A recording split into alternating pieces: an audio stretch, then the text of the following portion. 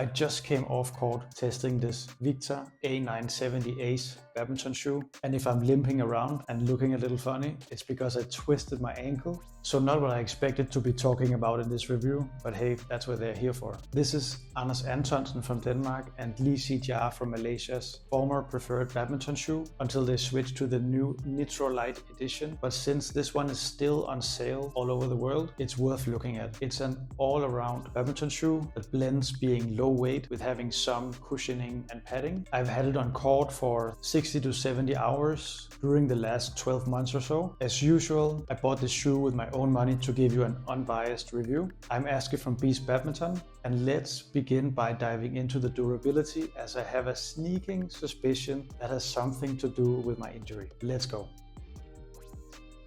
So let's start with durability. I have a few clues to look at, but since I've had this shoe in rotation for the last 12 months or so, I feel like I have a pretty good representation of how this shoe is holding up. Although I rotate my shoes more often than the typical recreational player, I imagine, and I play twice a week, a few hours per session. And the first clue I'm going to look at is the lunge tear on the non-racket foot, which happens when we're lunging and grinding against the floor. And you can see it here. It's really not all that bad compared to other badminton shoes from Victor, but also from Yonex and Leaning. This is very much in line with what I would expect.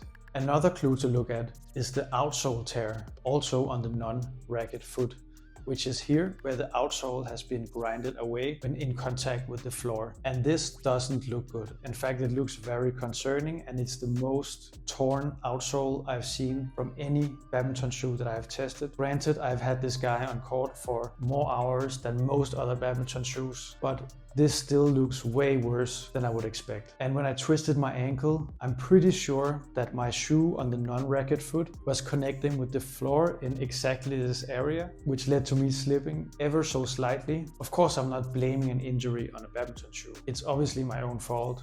I play when I'm tired. This was the very last point of the session I wanted to win, and I've twisted my ankle in other badminton shoes from different brands. But I do wonder if that would have happened as well had this outsole not been as worn away as it is. So overall, the lunge tear is how I would expect. The outsole tear is concerning. Next, let's look at the midsole, cushioning and shock absorption. So for the midsole and comfort underneath your foot, this will not be the most comfortable shoe you'll play in, but it is an all-around shoe leaning slightly towards the comfortable side of things.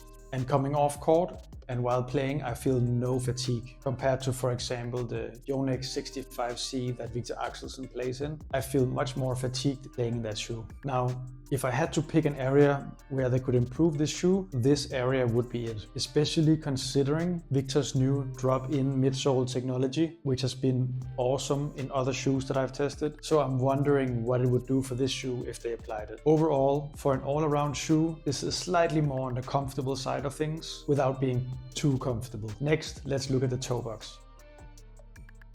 For the toe box, I usually look at padding underneath, at the front and at the top. For an all-around shoe, this has a decent amount of padding. I wish it had slightly more underneath and slightly more at the very front when we're late to the shuttle, performing lunges, and we're pushing against the front of the shoe. But what I like about this shoe is the fitting at the toe box. It's slightly narrower than many other badminton shoes I've tested, which fits my feet perfectly. My big toe will often grind against the side of some badminton shoes, especially the Yonex ones, and cause fatigue on the side of the toe, but I'm not getting that issue here. So overall, I wish the toe box had slightly more cushioning, but the fit is terrific. Next, let's look at the outsole. So we've already covered durability and the outsole tear, so I'm not going to touch upon that again. The grip in terms of gluiness is what you would expect from a flagship badminton shoe. No complaints, but I like the Yonex radial blade sole grip slightly more as it feels slightly more gluey. The insole comes with these ventilation holes for breathability, as you can see, and it has this wavy pattern to help you avoid sliding. It's very similar to the Yonex 65C3 insole. It's much better than some of those ultralight shoes that has a more bare bones insole. For a flagship shoe, this is a decent insole. Let's move on to the heel and these ugly, weird pillows. This is the best heel I've tested on any badminton shoe. It has a touch of stiffness and a touch of comfort from this pillow, but where it really shines is the fit, because these pillows will adjust to your heel much more nicely than what I found the typical sausage cushioning do that you find in most heels on flagship badminton shoes. So let's move on to the upper and the tongue. Now looking at the upper and the sides and the tongue, it's slightly stiff, but less stiff than if you're coming from a Yonex flagship badminton shoe, and slightly more comfortable. And for my feet, that creates the perfect balance and fit. In fact, this shoe has the best fit I've tested of any badminton shoe. Now, the shoelaces doesn't untie themselves like I've tried with some other badminton shoes, so that's nice. The tongue doesn't slide down to the sides, so that's nice. I wish it was slightly wider, like on the Yonex Aries C2, to prevent this even further, but I'm really nitpicking, you guys. The fit and the upper and the sides is terrific in this shoe. It doesn't feel more or less hot than your typical all-around badminton shoe, so this is a thumbs up. Let's move on to the verdict. So let's begin by recapping.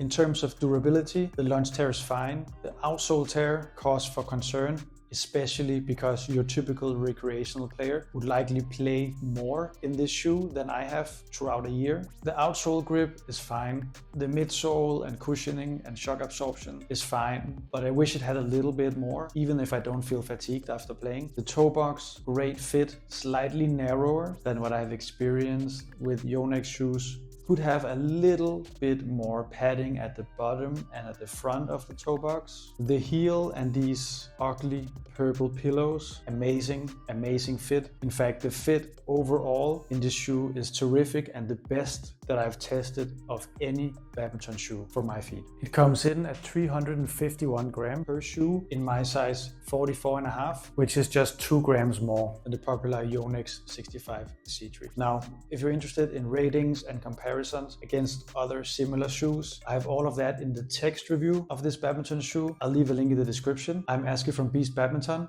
I'll see you in the next one.